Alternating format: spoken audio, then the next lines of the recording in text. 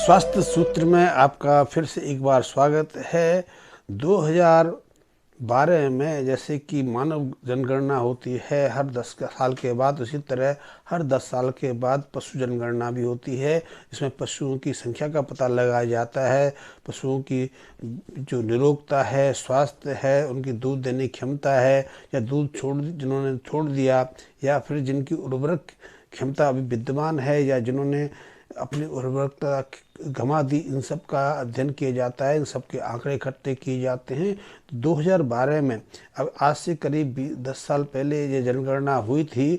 उस पशु जनगणना के आधार पर पता चला कि भारत में करीब करीब 18 से 19 करोड़ के आसपास गौवंश हैं, और इस गौवंश में ज़्यादातर गौवंश तो ऐसे हैं जो देसी नस्ल के हैं, लेकिन विशुद्ध देसी नस्ल के कितने हैं ये कहना तो मुश्किल है, क्योंकि 1963 से हमारे देश में नस्ल सुधार का कार्यक्रम चल रहा है, और उससे बहुत सारे जो देसी नस्ल हैं उनमें विदेशी आयातित जो नस्ल है उसके आनुवांशिक संरचना प्रवेश कर गई हैं। तो फिर भी हम कह सकते हैं करीब करीब 13 से 14 करोड़ ऐसे गौवंश हैं जिन्हें हम देसी की संख्या में रख सकते हैं। और इस गौवंश में से अधिकांश गौवंश ऐसा है जो या तो दूध नहीं देता, या जिसमें प्रजनन की क्षमता नहीं है, जो बच्चे पैदा नहीं कर सकते, या जो सम नहीं कर सकते, और एक तरह से जो हमारे लिए अनुपयुक्त हो गए हैं।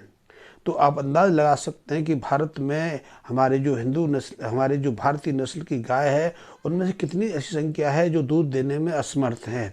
और ऐसी जो गाय हैं उनको कोई रखना भी पसंद नहीं करता, क्योंकि जब तक गाय दूध देती है उसे हम घर में रखते हैं, उसे हम थान पर बांध के रखते हैं, लेकिन जब वो अपना कार्य कर बंद कर देती है, ना बच्चे देने में सामर्थ्य रखती है, ना दूध देती है, तो ऐसी गाय को तो हम अपने घर से पूरी तरह निकाल ही देते हैं। फिर ऐसी गाय का ठिकाना जो आसपास से कचरे के ढेर होते हैं, सब्जी मंडी के आसपास के जो सब्जी के वेस्ट के जो ढेर होते हैं, या फिर कहीं कोई कूड़ा करकट पड़ा हो, वो ढेर इनके आकर्षण का केंद्र बन जाते हैं। क्योंकि पेट तो भरना ही है, कुछ मिले ना मिले डंडे खा के भी छिलके खाने, तो गायें फिर वो आसपास मंडराती रहती हैं। वहाँ पॉलीथीन में बंधे कोई छिलके मिल जाएं, कोई सब्जी के वेस्ट मिल जाएं, फलों के वेस्ट मिल जाएं, तो उससे गुजारा करती है। और ऐसी अधिकांश गाय ऐसी हैं जिनके पेट में पॉलीथीन मिलता है। पॉलीथीन से इनकी जो डाइजेशन, जो पाचन तंत्र है वो अस्त व्यस्त हो जाता है, शरीर में विकृति आने लगती है, ये बीमार पड़ने लग जाती हैं, भोजन त्याग देती हैं। लेकिन हम आशा रखते हैं कि गाय हर कीमत पर, चाहे हम उसको पानी दें कि ना दें, व्यवस्था किसी तरह की करें कि ना करें, उसको सुरक्षा दें कि ना दें, हम उसके आहार की व्यवस्था करें ना करें, वो भूखी रहे, वो कहीं भी जाए, कहीं से खाए, लेकिन हमें तो वो दूध दे। लेकिन मैं आपसे कहना चाहता हूं कि ऐसी अधिकांश गाय उस स्थिति में हैं जिनकी यदि हम सही से देखभाल कर सकें, हम उसकी आहार व्यवस्था को सुव्यवस्थित कर सकें, तो अधिकांश जो ऐसी गाय हैं वो दूध देने की सामर्थ्य रखती हैं और दूध की क्षमता को डबल कर सकती हैं।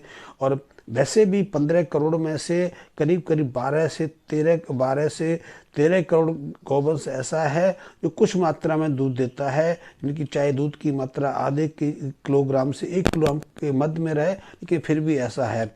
और ऐसी गायों को हम यदि सही तरह से देखभाल करें, सही तरह से इनकी आहार व्यवस्था करें, तो निश्चित ही उनके दूध की क्षमता डबल हो सकती है, ट्रिपल भी हो सकती है। लेकिन ऐसी गायों में एक सामर्थ्य तो निश्चित आ जा सकती है यदि उनकी सही तरह से देखभाल की जाए, उनकी सही तरह से आहार व्यवस्था की जाए, कि वो बच्चे देने की स्थिति में तो आ जाती हैं। और यदि बच्चे दे सकती हैं, बच्चे पैदा कर सकती हैं, तो उनके बच्चों की सही देखभाल करके, सही परवरिश करके, उनके जन्म उपरांत से उनकी खुराक पर पूरा ध्यान करके हम ऐसी नस्ल विकसित कर सकते हैं, ऐसी देसी गाय विकसित कर सकते हैं जिसके दूध देने की क्षमता अपनी माँ की तुलना में 4 गुना तक ज़्यादा हो। ये कोई बड़ा काम नहीं है, सहजता से ये कार्य हो सकता है, क्योंकि इतिहास में कई जगह ऐसे उल्लेख मिलते हैं।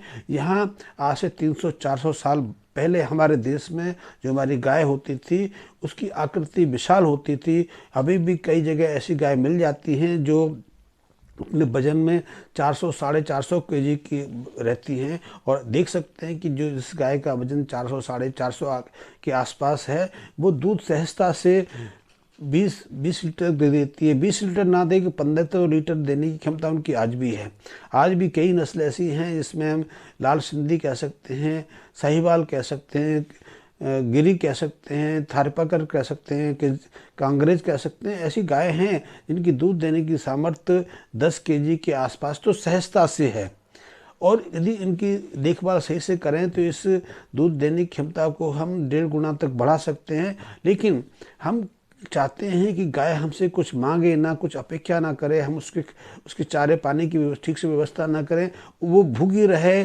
पानी भी उसको हम प्रदूषित देते हैं क्योंकि पानी की व्यवस्था भी हम उसी तरह से नहीं कर पाते। ऐसी स्थिति में वो मजबूर गाय कहीं नाली का पानी पीती है, गंदे नाले की तरफ आकर्षित होती है, या फिर कहीं कोई पोखर भरा हुआ हो, कोई खड्डे में पानी हो, उस पानी से संतुष्टि करती है, जिस पानी को कोई पीना पसंद नहीं करता। हम कहते हैं कि वो उस पानी को पी के ही हमें दूध दे दे। इसलिए बहुत सारे गौ रक्षक और गाय की सेवा करने वाले लोग दावा करते हैं यदि गाय दूध भी नहीं देती तो गाय का मूत्र ही बहुत है, गाय का गोबर ही हमारे लिए पर्याप्त है। आप अंदाज लगा सकते हो जिस गाय के पेट में एक जो घास का तिनका तक नहीं जाता, वो कितना गोबर कर सकती है, कितना गौमूत्र त्याग सकती है। क्या वो गौमूत्र और गाय जो गोबर है वो उपयोगी हो सकता है? क्योंकि जो गाय दिन भर कचरे के ढेर पर मंडराती रहती है, जो कुछ भी मिल जाए, कपड़ा मिल जाए, कागज़ मिल जाए, पॉलीथीन मिल जाए, पॉलीथीन में बंधा हुआ कोई कचरा मिल जाए, उसे खाती है, तो क्या आप आशा कर सकते हैं कि उसके गौमूत्र में या उसके गोबर में कुछ तत्व ऐसे होंगे जो उपयोगी हो सकते हैं? तो पहले तो हमें ये मानना पड़ेगा कि हम गाय की सही तरह से परवरिश, सही तरह से देखभाल नहीं कर पा रहे हैं। आप पूरे देश की गौशाला में चले जाओ, भारत में करीब 5,500 की गौशालाएं हैं। इसके अलावा बहुत लोगों की निजी गौशालाएं हैं, निजी गौशाला रखते हैं, गाय का संरक्षण करते हैं। लेकिन अधिकांश जगह आप देखेंगे कि गाय के लिए भूसा चारा भी पर्याप्त मात्रा में नहीं है। पर्याप्त भूसे की भी आहार की दृष्टि से देखा जाए तो 10 से 12% की कमी, ये हमारे जो पशु पक्षी कल्याण बोर्ड के जो मेंबर हैं, इस बात का वो अनुमोदन करते हैं कि भारत की जो 6-7 जो राज्य हैं, यहाँ गाय की 70% आबादी आज भी विद्यमान है, जिसमें हम मध्य प्रदेश ले सकते हैं, छत्तीसगढ़ ले सकते हैं, राजस्थान, महाराष्ट्र ले सकते हैं, गुजरात ले सकते हैं और उड़ीसा ले सकते हैं। ऐसे कई राज्य ऐसे हैं यहाँ गाय की 70% आबादी आज भी जो देसी गाय है वहाँ है, संरक्षित है। लेकिन वहाँ आहार की बहुत सारी कमी है, वहाँ भूसा चारा भी उनके लिए पर्याप्त मात्रा में उपलब्ध नहीं है। अब हरे चारे की यदि बात करें तो इन स्टेटों में 60% तक हरे चारे की कमी है। और यदि हम दाने की बात करें, क्योंकि दाना गाय के लिए प्रोटीन का सबसे प्रमुख स्रोत है, दाने की बात करें तो इन राज्यों में ऐसी गायों के लिए 35 से 40% दाने का भी अभाव है। ये इतना अभाव है तो हम उनसे क्या आशा कर सकते हैं? अभी आपने सुना होगा, कई बार खबर आई जाती है कि किसी गौशाला में रातों रात सैकड़ों गाय मर गई। ठंड पड़ती है, गायों की मरने की संख्या अचानक बढ़ जाती है, पब्लिसिटी होती है, प्रेस रिपोर्ट आती है कि गाय बन गई। लेकिन कभी आपने कोशिश किया हुआ गाय की मौत अचानक क्यों हो जाती है? आप वहाँ जाके अध्ययन करके देखो तो आपको पता लगेगा कि वहाँ गाय को खिलाने के लिए कुछ उपलब्धि नहीं था, या थोड़ा बहुत सड़ा भूसा था, सड़ा या चरी की, बाजरे की या ज्वार की कड़की थी, कड़की खा के गुजारा कर रही थी। बरसात में या ठंड के मौसम में कड़की पर पानी पड़ने से सड़न पैदा हो गई, उस सड़ी हुई कड़की को ही उन्होंने खाया और बीमार पड़ गई, निमोनिया हो गया। या जिनके पेट में पॉलीथीन थी वो बीमार पड़ गई, ठंड से सहन नहीं कर पाई तो मच गई। तो आप अंदाज लगा सकते हो कि हम गाय को देते क्या हैं, गाय संरक्षण का कार्य कैसे हो सकता है। यदि गाय को बचाना है, गाय की दूध की मात्रा बढ़ानी है, गाय की यदि हमने रक्षा करनी है तो हमें अपने उद्देश्य बदलने पड़ेंगे। गाय की जो अध्ययन है उसको दोबारा से हमें जानना पड़ेगा, क्योंकि गाय सिर्फ दूध नहीं दे सकती। गाय खाली पेट ना मूत्र दे सकती है, ना गोबर दे सकती है।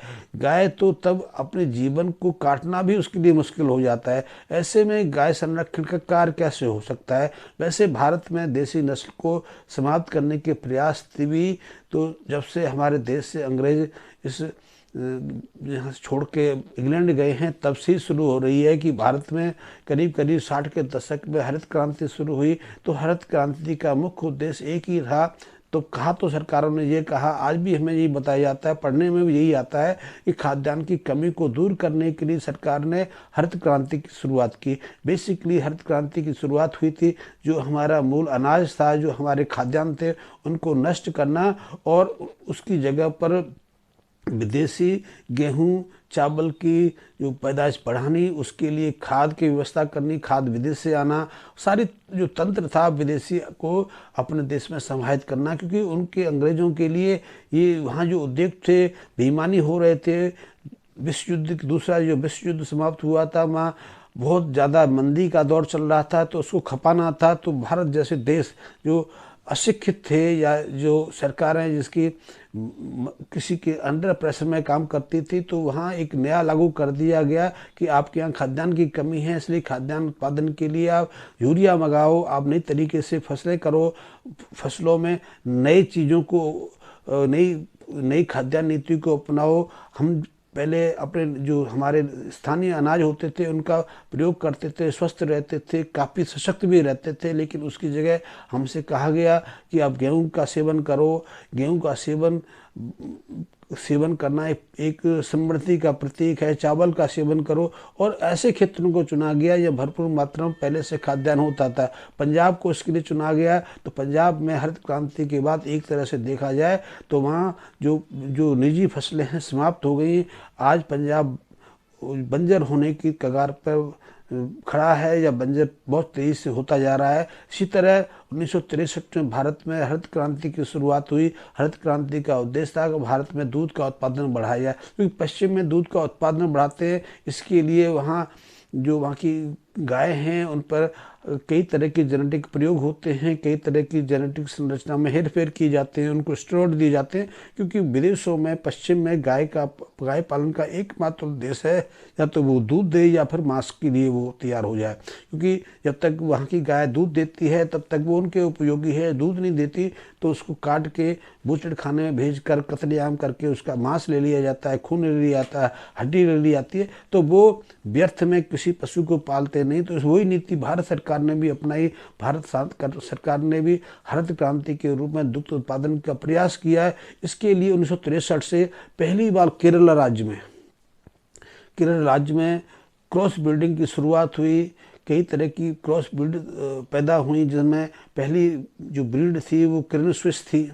करण स्विस में हमारी साहिवाल जो हमारे देसी नस्ल की सर्वोत्तम गाय है, उसकी क्रॉसिंग स्विट्जरलैंड की जो हाइब्रिड गाय थी उसके साथ कराई गई। इसी तरह करण फ्रिज थी, उसको फ्रिजियन होलिस्टीन गाय के साथ में थारपारकर का संयोग कराया गया। थारपारकर भी भारत की सर्वोत्तम गाय है दूध देने में और वो श्रेष्ठ नस्ल के अंतर्गत आती है। इसी तरह साहिवाल का जो हमने क्रॉस ब्रीडिंग जर्सी गाय के साथ कराया गया, जर्सी गाय इंग्लैंड की थी तो उसके साथ कराया गया। 1963 से ये शुरुआत है। उसके बाद तो बहुत तरीके से ऐसे प्रयोग हुए और हमारी गायों को दो वर्गों में बांट दिया गया। एक वर्ग जो बिल्कुल निकम्मी थी, बिल्कुल बेकार थी, वो बन गया। दूसरा कुछ गिर की बन गई। आज भी गिर का बहुत ज़्यादा प्रचार है। शायद मुझे लगता है कि हमें इस पर सोचने की ज़रूरत है, क्योंकि उसके पीछे भी कहीं वही टोली तो काम नहीं कर रही। क्योंकि गिर जो है एक स्थानीय नस्ल है जो गुजरात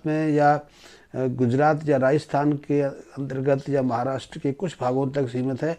गिर का हम यूपी में पालन पोषण नहीं कर सकते, क्योंकि यहाँ की जो वातावरण है गुजरात से बिल्कुल अलग है, खाने पीने की व्यवस्था भी अलग है। इसी तरह हम लाल सिंधी को या साहिवाल को ले जाकर महाराष्ट्र में नहीं पाल सकते, क्योंकि वहाँ की जो वातावरण है, खान पीन की जो स्थिति है, उनका जो आहार चाह रहा है बिल्कुल अलग है। वहाँ की जो देसी नस्ल है, यदि हम उस पर ध्यान दें तो उनकी अच्छी परवरिश करके उनकी दूध उत्पादन क्षमता को बढ़ा सकते हैं और उनके बच्चे जो आने वाली बच्चियाँ हैं उनको हम अच्छीतम स्थिति में ले जा सकते हैं। वैसे भी ऐसा कहा गया है, ये एक अनुभव सिद्ध भी है कि यदि गाय 10-12 केजी तक दूध देती है तो वो सर्वोत्तम है। अधिकतम 15 तक वो सही स्थिति में रहती है। इससे ज़्यादा मात्रा में यदि कोई गाय दूध देती है तो वो दूध दूध पीने वाले के लिए भी हानिकारक है, दूध पीने वाले के लिए अहितकर है, वो उसके स्वास्थ्य को बिगाड़ेगा। और गाय के लिए, जो गाय 15 केजी से ज़्यादा दूध देती है, उसके स्वास्थ्य को भी बिगाड़ेगा, क्योंकि ऐसी गाय के अंदर जो बहुत सारे खनिज तत्वों की कमी हो जाती है, प्रोटीन की कमी हो जाती है, विटामिन की कमी हो जाती है। तो ऐसी गाय जो 15 केजी से ज़्यादा दूध देते हैं, उनकी जो जीवन काल है, उनकी जीवन अवधि है, वो सिकुड़ जाती है। इसलिए जर्सी होल्स्टीन गाय भारत में अधिकतम 3 या 4 ब्यात दे पाती है, 3 या 4 साल तक ही बच्चे दे पाती हैं। उसके बाद व्यर्थ हो जाती हैं, या फिर उनको कोई ना कोई बीमारी लग जाती है, या बूझड़ खाने जाके वो शांत हो जाती हैं। तो वो उनका भारत में ज़्यादा जीवन काल नहीं है। जीवन काल भारत में भारतीय नस्ल का है, और यदि हम सही तरीके से उसकी परवरिश कर पाएँ तो निश्चित रूप से ऐसी गायों की, जो हमारी देसी नस्ल हैं, उनकी नस्ल को सुधार भी सकते हैं, और उनकी दूध की जो उत्पादन क्षमता है 2 से 2.5 गुना या 4 गुना तक सहजता से बढ़ा सकते हैं। और आप देख सकते हो, यदि भारत में 12 करोड़ ऐसी गायें हैं जो कम मात्रा में दूध देती हैं, यदि इनकी उत्पादन क्षमता को हम 3 गुना भी बढ़ा सकें तो दूध की जो उत्पादन क्षमता है करीब करीब 4 गुना बढ़ जाएगी। आज भारत में करीब करीब 15 करोड़ लीटर दूध का उत्पादन प्रतिदिन होता है। उसको यदि 3 गुना बढ़ा दी जाए तो ये दूध ही सीधा सीधा देखा था 40 करोड़ के आसपास पहुंच जाता है। तो 40 करोड़ से हमारी आवश्यकता भी पूरी होगी, हमारे स्वास्थ्य को भी एक बल मिलेगा, हम निरोगी रहेंगे, बीमारियों से बचे रहेंगे, और हमारी मानसिक क्षमता में वृद्धि होगी। तो मैंने ये आपको छोटी सी जानकारी दी कि गाय की दूध उत्पादक क्षमता को कैसे बढ़ा सकते हैं। लेकिन बढ़ाने से पहले यदि हम आहार व्यवस्था को समझ लें, आहार व्यवस्था के बारे में, जो गाय का, पशु का जो आहार व्यवस्था होती है, उसके बारे में अगले वीडियो में विस्तृत रूप से जानकारी दूंगा। लेकिन जो गौपालक हैं, गाय पालते हैं, यदि आहार के संबंध में अतिरिक्त जानकारी चाहते हैं तो मुझसे संपर्क कर सकते हैं, मेरे कमेंट बॉक्स में मैसेज छोड़ सकते हैं, मैं उनको पूरी रिप्लाई दूंगा। और यदि मेरा वीडियो आपको पसंद आया हो तो उसको लाइक भी करें। मेरा चैनल अभी तक आपने सब्सक्राइब भी नहीं किया है तो सब्सक्राइब भी कर लें, और यदि आपने मेरे बेल आइकन को अभी तक प्रेस नहीं किया है तो उसको दबा दें, ताकि मेरे हर वीडियो आप तक सबसे पहले पहुंच सके। धन्यवाद मित्रों।